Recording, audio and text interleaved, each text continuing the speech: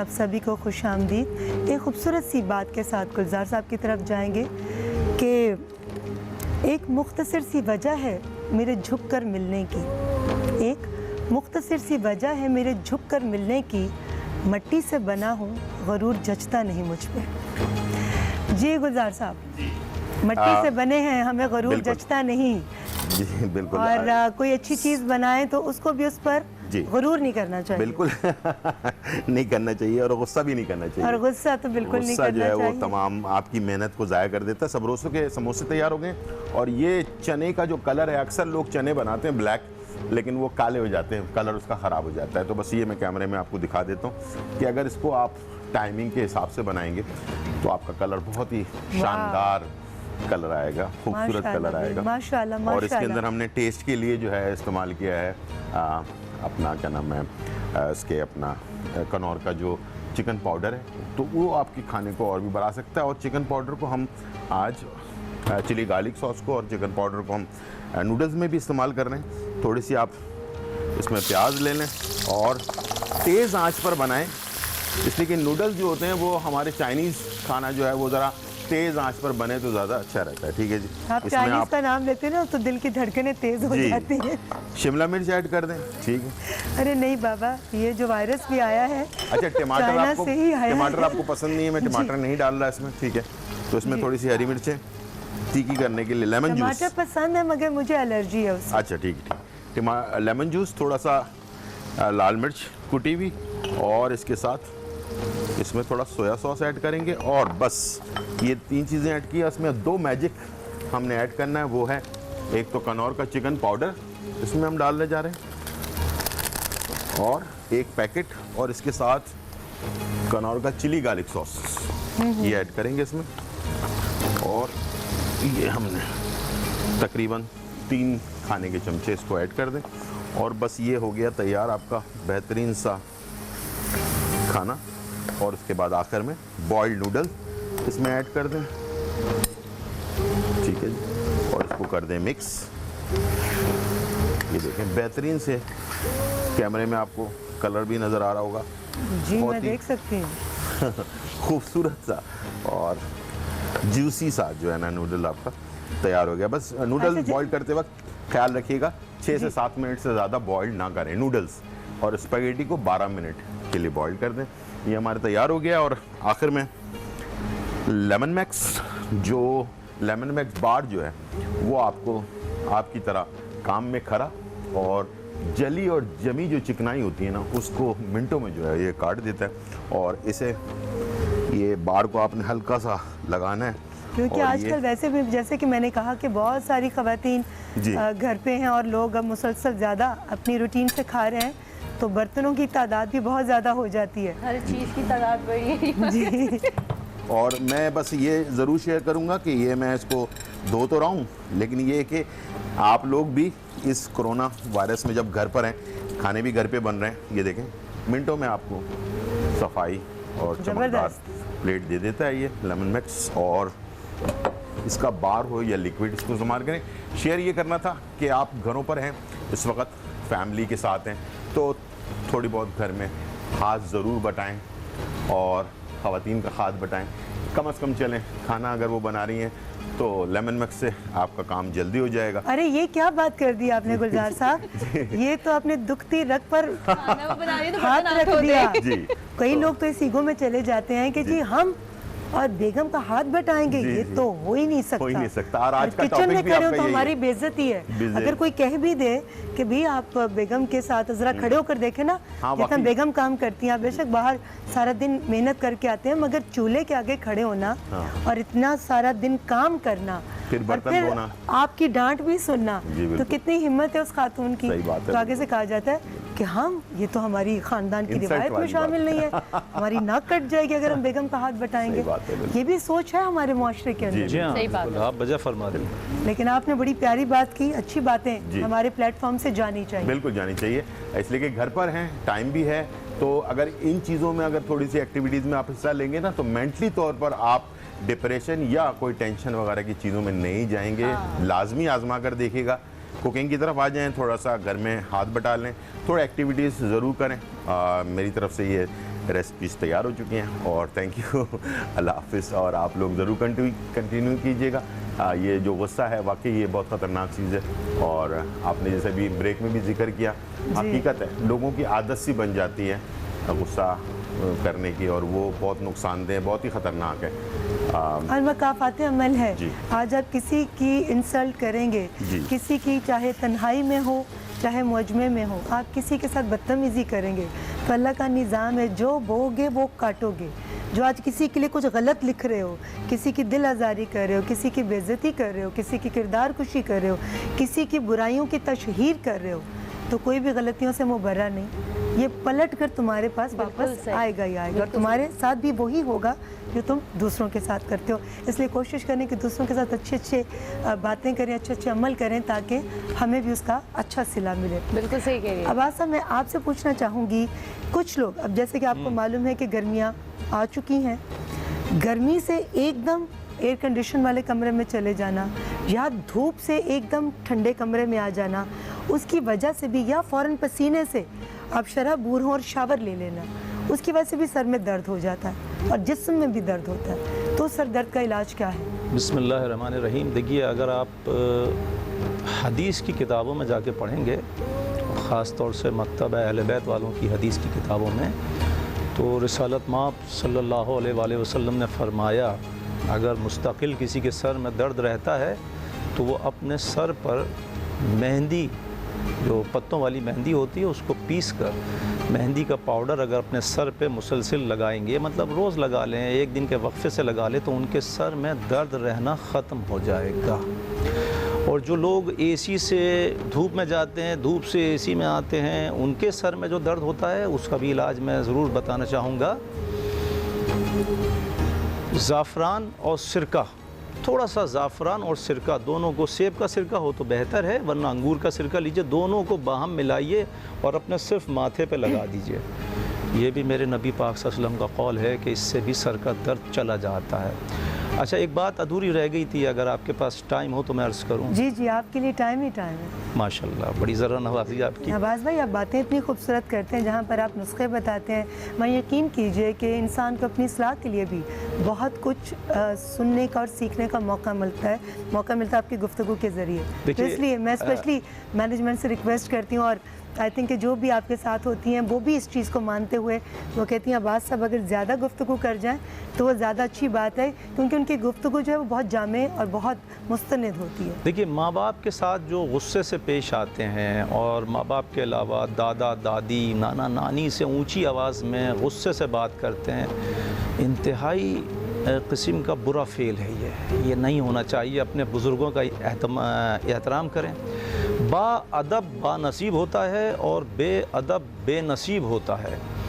और वो जो मैंने बात एक कही कि कहीं कहीं गुस्सा करना बहुत अच्छी बात है। अगर किसी मज़लूम के साथ, जैसे मैं एक दफ़ा एक गाड़ी में जा रहा था और मैंने देखा सड़क पर वो जो कचरे चुनने वाले बच्चे होते हैं ना, वो कचरा चुनने वाला बच्चा रोड क्रॉस कर रहा था और एक शहज़ोर में एक लड़का, यंग लड़का आ रहा था स्पीड से, और रमज़ान के ही दिन थे, वो 20 साल पुरानी बात है। उसने बहुत ब्रेक मारा और उस बच्चे को बचाया, लेकिन फुटपाथ पे जाने के बाद उसने उस बच्चे को इतनी बेदर्दी से लातों घूसों से मारा उसको।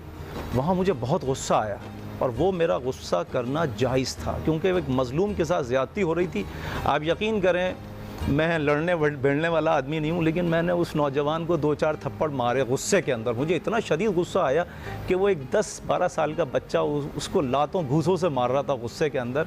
मुझसे नहीं देखा गया, मुझसे बर्दाश्त नहीं हुआ। एक तो मेरा नाम भी ऐसा है जलाली, तो मुझे बड़ा जलाल आ गया उस वक्त, और मैंने उस नौजवान को 2-4 तगड़े से लगा दिया कि तुमने इस बच्चे को खून निकाल दिया था, मुँह से नाक से उस बच्चे का खून निकल रहा था, वो चढ़ा बैठा था, उसको घूसे लाते मार रहा था। मैंने मारा उस नौजवान को इस बात पे मुझे शदीद गुस्सा आया था। तो ये वो गुस्सा है जो जायज़ है। अगर आप किसी मज़लूम की मदद कर रहे हैं, उसके साथ जुल्म हो रहे हैं और आप खामोश हैं कि नहीं मैं गुस्सा नहीं करता हूँ, मैं खामोश बैठा रहूँगा, देखते रहेंगे, आप उस जुल्म में शिकार हो गए। यकीन जानिए आप बराबर के शरीक हैं उस जुल्म के अंदर। वहाँ पर गुस्सा करना जायज़ है, लेकिन अपने माँ बाप से ऊंची आवाज़ में बात करना, अपने बुज़ुर्गों से ऊंची आवाज़ में बात करना, उनकी तज़लील करना, अपने दोस्तों से ऊंची। लेकिन दोस्त भी अक्सर ऐसे होते हैं, गुस्सा तो नहीं करते हैं, बहुत चुपके बहुत मीठे लफ्ज़ों में आपको ऐसा खंजर चुभो देते हैं कि आपकी चीख भी नहीं निकले। वो चाहते हैं अगर चीख भी निकल गई ना, कहते हैं ये तो चीख रहे हैं।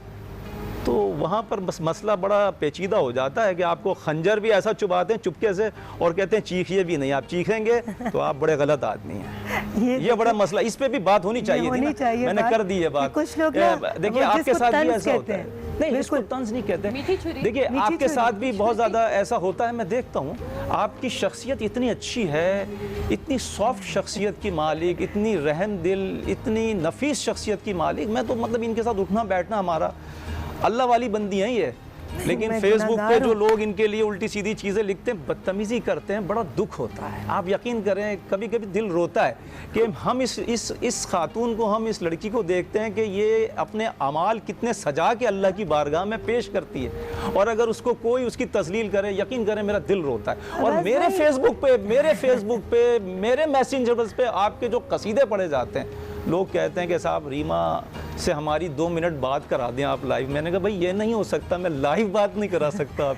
अब्बास भाई मेरा ईमान है कि देखें मेजॉरिटी आपके बारे में क्या राय रखती है, हाँ। हमें उस पर तवज्जो देनी चाहिए, क्योंकि अगर मिनॉरिटी जिनकी फितरत में ही बुराई हो, गुंदी हो, जिन्होंने वो उस मक्खी की तरह खूबसूरती की बजाय जख्म पे जो जाके बैठती है पूरा खूबसूरत जिस्म छोड़कर, तो वो आपको आपकी अच्छी बातों पर ध्यान नहीं देंगे, आपकी अच्छी सोच पर ध्यान नहीं देंगे।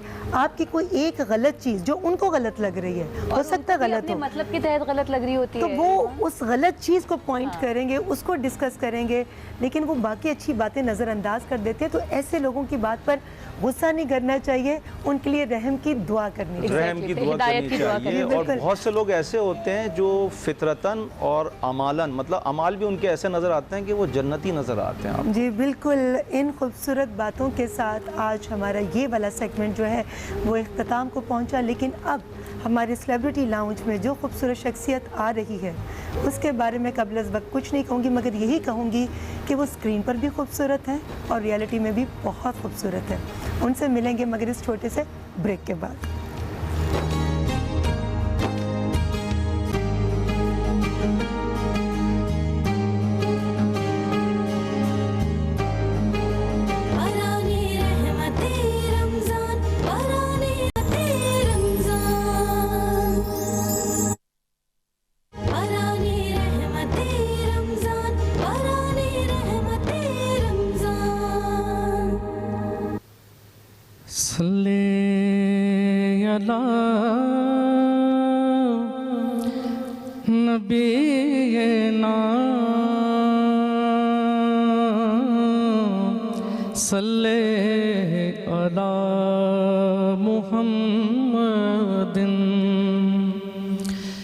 शाहों से मिला है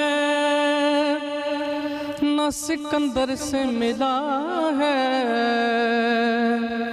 अल्लाह का इरफान तेरे दर से मिला है। जिसको भी मिला है तो मुक़द्दर से मिला है, और मुझको तो मुक़द्दर भी तेरे दर से मिला है। सल्ले अला करीमना, सल्ले अला मुहम्मदिन। लाज रखना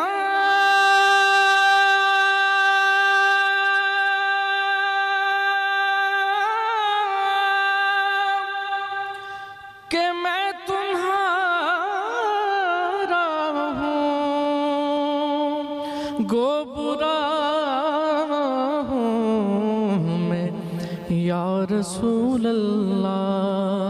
रहम करो या शाहे दो आलम सल्लल्लाहु अलैहि वसल्लम।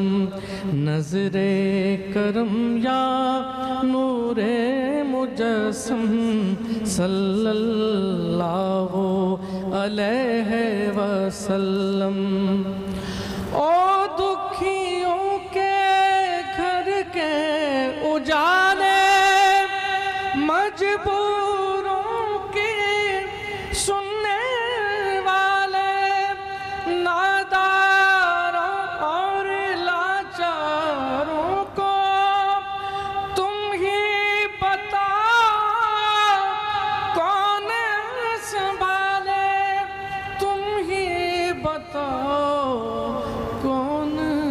संभाले, जिसका नहीं कोई उसके हो हम तुम सल्लल्लाहु अलैहि वसल्लम, सल्लल्लाहु अलैहि वसल्लम। महबूब की महफिल को महबूब सजाते हैं, महबूब की महफिल को महबूब सजाते हैं, महबूब सजाते हैं, और आते हैं वही जिनको सरकार बुलाते हैं, जिनका बड़ी दुनिया में, जिनका बड़ी दुनिया में कोई भी नहीं वाली, और उसको भी मेरे आका सीने से लगाते हैं, आते हैं वही जिनको सरकार बुलाते हैं। जज़ाकल्लाह, सुभान अल्लाह। खूबसूरत कलाम पढ़ने की सादत हासिल कर रहे थे शफीक अहमद साहब। हम लेंगे एक छोटा सा ब्रेक से वापस आएंगे तो हमारी खूबसूरत फनकारा जो हैं वो हमारे साथ होंगी छोटे से ब्रेक के बाद।